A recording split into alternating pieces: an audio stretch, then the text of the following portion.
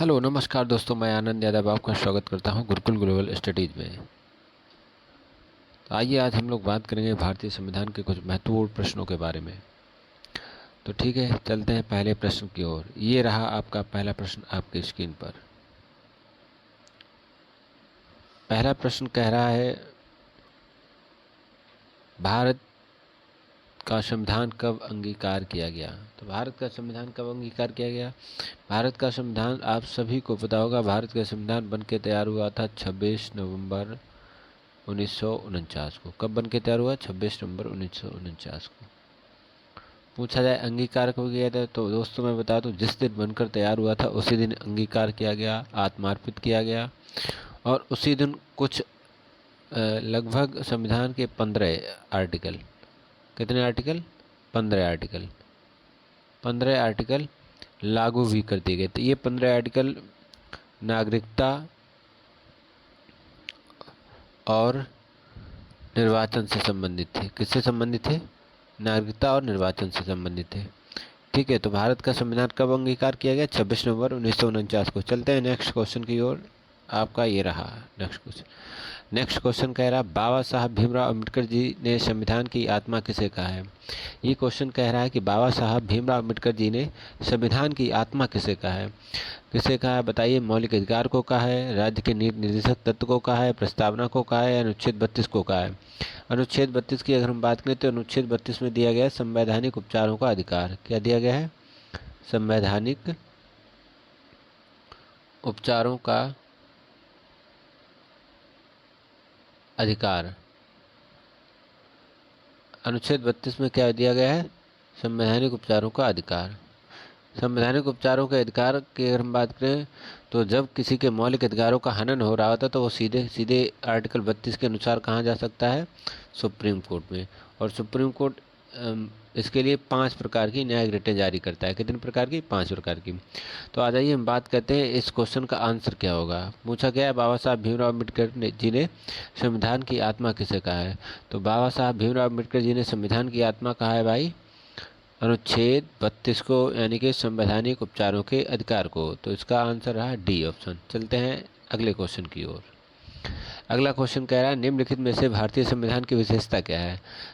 बताइए भारतीय संविधान की विशेषता क्या है? ऑप्शन नंबर 1 अंशतः कठोर, ऑप्शन नंबर 2 अंशतः लचीला, ऑप्शन नंबर 3 पूर्णतः कठोर पूर्णतः लचीला, ऑप्शन नंबर 4 अंशतः कठोर अंशतः लचीला।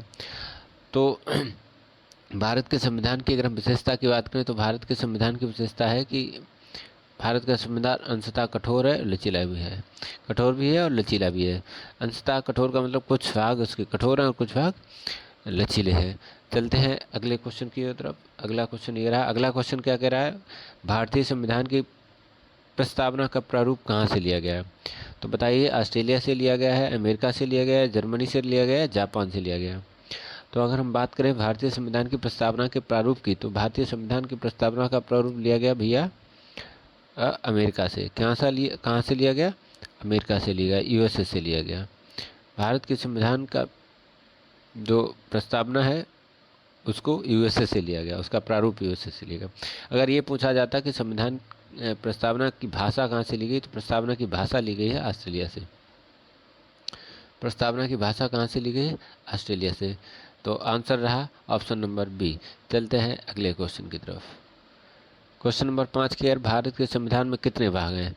ये बहुत इंटरेस्टिंग क्वेश्चन है, देखते हैं कितने लोग इसका सही जवाब देते हैं। तो भारत के संविधान के अगर हम भागों की बात करते हैं, भारत के संविधान में भाग तो बेटा आज भी कितने हैं? 22। लेकिन कभी कभी लोग कह देते 25। 25 भाग कैसे होते? 25 भाग हो गए हैं उपखंडों को जोड़कर। किसको जोड़कर? उपखंडों को जोड़ने के बाद 25 भाग के दे। जैसे उपखंड क्या होता है? जैसे भाग है 4। क्या है? भाग 4। भाग 4 में क्या है? डीपीएसपी। अब इन्होंने इसी से मिलते जुलते प्रावधानों को भाग 4A में रख दिया। 4A में क्या है? मौलिक कर्तव्य। क्या है? मौलिक कर्तव्य।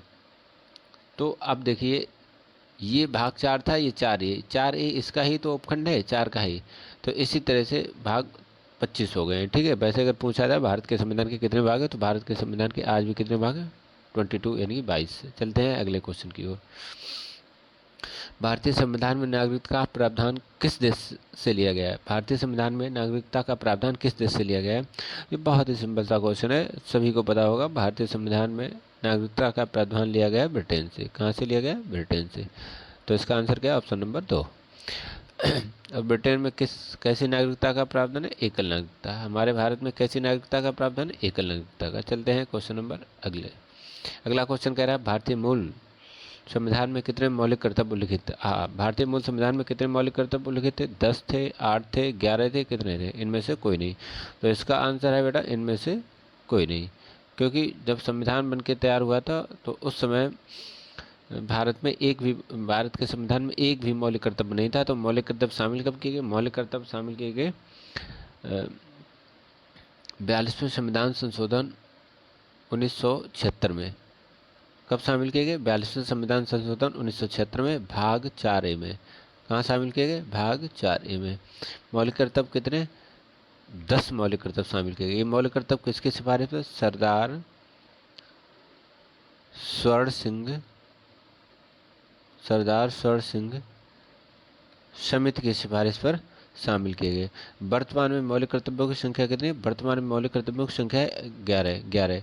तो भाई साहब ये 11वां कब जोड़ा गया? 11वां जोड़ा गया 86वें संविधान संशोधन 86 कॉन्स्टिट्यूशन अमेंडमेंट एक्ट 2002 को, यानी कि 86वां संविधान संशोधन 2002 में 11वां मौलिक कर्तव्य जोड़ा गया। तो वर्तमान में कितने मौलिक कर्तव्य है? 11 मौलिक कर्तव्य। चलते हैं अगले क्वेश्चन की तरफ। अगला क्वेश्चन कह रहा है भारत के संविधान की प्रस्तावना में कितने प्रकार का न्याय दिया गया? तो बेटा भारत के संविधान की प्रस्तावना में सीधा बता दूं 3 प्रकार के न्याय की बात कही गई। कितने प्रकार के? 3 प्रकार के न्याय की बात। कौन कौन से 3 प्रकार का न्याय? सामाजिक न्याय, आर्थिक न्याय और राजनैतिक न्याय। सामाजिक न्याय, आर्थिक न्याय और राजनीतिक न्याय, ये 3 प्रकार के न्याय हमें कहाँ दिए गए? भारत के संविधान की प्रस्तावना में दिए गए। चलते हैं अगले क्वेश्चन की तरफ। तो इसका सही जवाब क्या है? Option number A. अगला क्वेश्चन क्या है? भारत की प्रस्तावना कितनी बार और कब संशोधन किया गया? हाँ, बहुत अच्छा क्वेश्चन है। भारत की प्रस्तावना में कितनी बार और कब संशोधन किया गया? बताइए। 1 बार 1978 में, 2 बार 1978, 1 बार 1976 में, 2 बार 1978 में।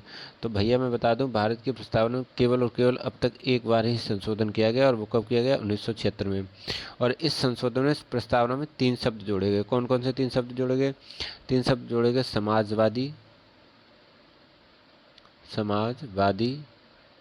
पंथ निरपेक्ष और अखंडता। ये 3 शब्द जोड़े गए 42वें संविधान संशोधन 1976 के तहत प्रस्तावना में संविधान संशोधन करने के बाद। अगला क्वेश्चन क्या है? तो अगला क्वेश्चन है संपत्ति का अधिकार है। अगला क्वेश्चन कह रहा है कि संपत्ति का अधिकार कैसा है? मौलिक अधिकार है, धार्मिक अधिकार है, विधिक अधिकार है, इनमें से कोई नहीं। तो मैं बताऊं, मूल संविधान में संपत्ति का अधिकार मौलिक अधिकार हुआ करता था। कैसा अधिकार हुआ करता था? मौलिक अधिकार या मूल अधिकार हुआ करता था। ये भाग 3 में था। किस में था? भाग 3 में था। वर्तमान में 44वें संविधान संशोधन के तहत, 44वां संविधान संशोधन कब हुआ था? 1978 में। इसके तहत संपत्ति के अधिकार को आर्टिकल 300A में विधिक अधिकार बना दिया गया। कैसा अधिकार बना दिया? विधिक अधिकार। तो पूछा जाए भैया संपत्ति का अधिकार कैसा है? तो संपत्ति का अधिकार कैसा है? संपत्ति का अधिकार है भैया विधिक अधिकार है। कैसा अधिकार है? विधिक अधिकार है संपत्ति का अधिकार। संपत्ति का अधिकार कैसा है? विधिक अधिकार है। आगे बात समझिए। संपत्ति के अधिकार को मौलिक अधिकार से विधिक अधिकार कब बनाया गया? संविधान संशोधन 44 में 1978 में, आर्टिकल 300A में। चलते हैं अगले क्वेश्चन की तरफ। अगला क्वेश्चन क्या कहता है? अगला क्वेश्चन कह रहा है निम्नलिखित में से किसी एक अधिनियम द्वारा भारत में संघीय न्यायालय की स्थापना की गई। मतलब किस अधिनियम के तहत भारत में संघीय न्यायालय की स्थापना की गई? और ऑप्शन नंबर 1 क्या कह रहा है? भारतीय परिषद अधिनियम 1861। ऑप्शन 2 क्या कह रहा है? भारत सरकार अधिनियम 1909। ऑप्शन 3 भारत सरकार अधिनियम 1919। ऑप्शन 4 भारत सरकार अधिनियम 1935। तो भाई मैं आपको बता दूं संघीय न्यायालय की स्थापना हुई थी 1937 में, भारत सरकार अधिनियम 1935 के तहत। चलिए अगला क्वेश्चन देखते हैं। तो अगला क्वेश्चन क्या कहता है, अगला क्वेश्चन कह रहा है केंद्र में द्वैध शासन किस अधिनियम के अंतर्गत स्थापित किया गया था। तो केंद्र में द्वैध शासन बताइए भैया। भारत सरकार अधिनियम 1909, भारत सरकार अधिनियम 1919, भारत सरकार अधिनियम 1935, भारत स्वतंत्रता अधिनियम 1947। तो मैं बताऊं, केंद्र में द्वैध शासन लागू किया गया था भारत सरकार अधिनियम 1935 के तहत। कब लागू किया गया था? भारत सरकार अधिनियम 1935 के तहत। और राज्य में लागू किया गया था भारत सरकार अधिनियम 1919 के तहत। ठीक है, तो इसका सही जवाब क्या है? भारत सरकार अधिनियम 1935। अगला क्वेश्चन क्या कहता है, भारतीय संविधान निम्न में से कौन सी नागरिकता प्रदान करता है। तो पीछे अभी हम लोगों ने डिस्कस किया था भारत के संविधान में या भारतीय संविधान में किस प्रकार की नागरिकता की बात कही गई। तो एकल नागरिकता। भारत का नागरिक हो सकता है केवल भारत का ही एक ही जगह नागरिकता ले सकता है। अगर वो दूसरे देश की नागरिकता लेता है तो भारत की नागरिकता स्वतः ही समाप्त हो जाएगी। बात करते हैं अगले क्वेश्चन की। अगला क्वेश्चन क्या कहते हैं, संविधान के किस अनुच्छेद में कानून का समान संरक्षण प्रावधानित है। तो इसका ये कहने का तात्पर्य है कि संविधान के किस अनुच्छेद में कानून के समक्ष समानता की बात कही गई है। कानून के समक्ष समानता की बात कही गई। तो आर्टिकल 12 में कही गई, आर्टिकल 13 में कही गई, आर्टिकल 14 में कही गई, आर्टिकल 15 में कही गई। तो साहब जल्दी से बताइए। मैं बताऊं आपको, आर्टिकल नंबर